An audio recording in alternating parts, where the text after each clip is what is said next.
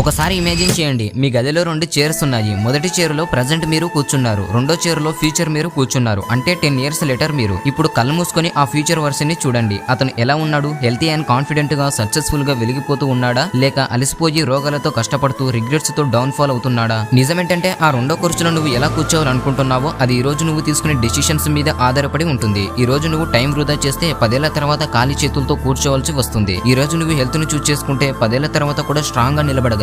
ఈ రోజు నువ్వు ఎక్స్క్యూజెస్ ని వెంబడిస్తే 10 ఏళ్ల తర్వాత రిగ్రెట్స్ తో మాత్రమే మిగిలిపోతావు. కాబట్టి గుర్తుపెట్టుకో, ప్రతి చిన్న డెసిషన్, జిమ్ కు వెళ్ళడమా, స్కిల్ నేర్చుకోవడమా, స్క్రోల్ ఆపి ఒక పుస్తకం చదవడమా, ఇవన్నీ నీ ఫ్యూచర్ వర్షన్ ని నిర్మిస్తాయి. ఇప్పుడు క్వశ్చన్ ఒకటే, 10 ఏళ్ల తర్వాత నువ్వు ఆ రెండో కుర్చీలో కూర్చున్న ఫ్యూచర్ సెల్ఫ్ ని చూసినప్పుడు నువ్వు గర్వపడతావా లేక తలదించుకుంటావా? ఎందుకంటే చివరికి మ్యాటర్ అయ్యేది ఒక్కటే. ఈ ప్రపంచం ఏమనుకున్నా ఈ రోజు నువ్వు తీసుకునే డెసిషన్స్ నిన్ను ఫ్యూచర్ హీరోని చేస్తాయి లేక ఓడిపోయిన వ్యక్తిని చేస్తాయి. సో చాయిస్ అయితే నీదే, ఎలా కూర్చోవాలనుకుంటున్నావో.